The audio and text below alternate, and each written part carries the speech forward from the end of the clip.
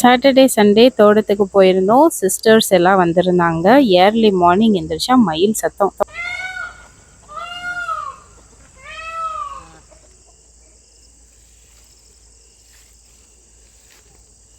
அம்மா அப்பா தங்கச்சி குழந்தைங்க எல்லாரும் வந்திருந்தாங்க. இந்த வீக்கெண்ட் வந்து ரொம்பவே ஹாப்பியாக போச்சு. இன்றைக்கி இந்த வீக்கெண்டில் நாங்கள் என்னெல்லாம் லூட்டி அடித்தோன்றதான் காட்ட போகிறோம். எல்லாரும் வீட்டுக்கு வந்துட்டாங்க. ஆனால் வந்து கேஸ் ஸ்டவ் தீர்ந்துருச்சு. புக் பண்ணவும் முடியல. அப்புறம் என்ன, 2 விறகை வச்சு அடுப்பு பற்ற வச்சு சோறு செய்ய ஆரம்பித்தாச்சு. அடுத்த நாள் புளி உலுப்புறதுக்காக அம்மா கீழே இந்த குப்பையெல்லாம் எடுத்தால் தான் புளியை ஈஸியாக பறக்க முடியுன்றதுக்காக க்ளீன் பண்ணிகிட்டு இருந்தாங்க. தங்கச்சி பிள்ளைங்க எல்லாம் இளநீ வேணும் தெரியுமான்னு ஒரே அடம். சரி வாங்க போய் பறிக்கலான்னு கிளம்பியாச்சு. என் கடைசி தங்கச்சி எல்லாத்தையும் வீடியோ எடுத்துட்டு பேசிகிட்டே வந்தாங்க. நம்ம இப்போ வந்து இளநீ பறிக்க போகிறோம். இந்த பாருங்கள், தொரட்டி, அருவா, அப்புறம் இந்த அக்கா சாக்கு எடுத்துருக்கு. சாக்கை காமிப்பா, காமி. சாக்கு ஓகே. சின்ன பிள்ளைகள்லாம் திரட்டிட்டு அதனால் நாங்கள் வந்து என்ன பண்ண போகிறோம்னா இளநீ பறிக்க போகிறோம். 51வது மரத்தில் தான் நாங்கள் போய் பறிக்க போகிறோம். ஏன்னா அதில் இருக்கிறது ரொம்ப ஸ்வீட்டாக இருக்கும். நிறைய ஊற்றி மீன் அமிலம் அதெல்லாம் ஊற்றி நாங்கள்லாம் பராமரிக்கிறோம். மீன் அமிலம் ஊற்றினாவே என்ன வாழை மரம் என்ன மரம்னாலும் டேஸ்ட் கொடுக்கும் நம்மளுக்கு. இடத்துல இல்லையா பார்த்து கூட்டு போ. வயரில் தான் காலை மாட்டி உழுகுறியா. உடனே நம்பி தானே தம்பி வர்றேன்.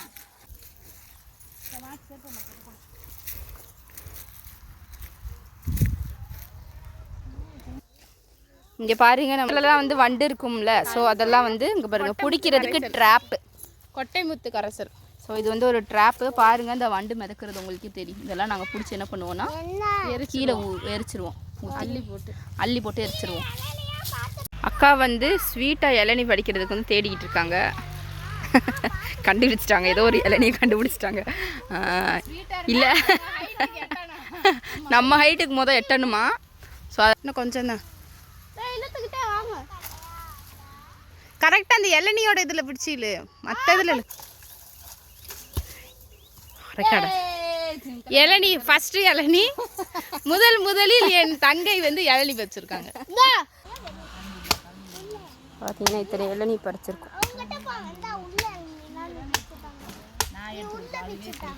70வது மரம். இதில் கொஞ்சம் தண்ணி கம்மியாக தான் இருக்கும்.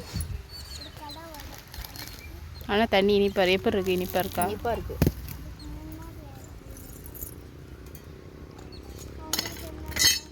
பாருங்க, தேங்காய் தின்றது.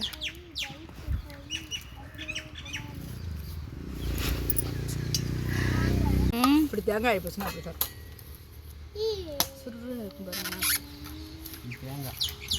தேங்காய்னா விடுங்க. இப்போ எதுக்கு போட்டு வெட்டிக்கிருக்கீங்க? உரிச்சு சாமி கூட எடுத்துக்கலாம். நீங்கள் போட்டு வெட்டிக்கிட்டு கிடக்கீங்க. காயட்டு விடுங்க. தேங்காய் ஒதுக்கிருக்காங்க. இவங்க தான் எங்கள் அத்தை. நல்லா காட்டில் நல்லா உழைத்த கட்டை. பாருங்கள் எவ்வளோ ஹைட்டாக ஸ்ட்ராங்காக தென்னை மரம் வயத்துக்கு போய்கிட்டு இருக்காங்கன்னு. தேங்காவெல்லாம் அப்படியே மரத்து மேலே ஏறியே கையாலேயே பறிப்பாங்க. அவ்வளோ ஸ்ட்ராங்கு. பார்க்க தான் வயசான மாதிரி இருக்குது.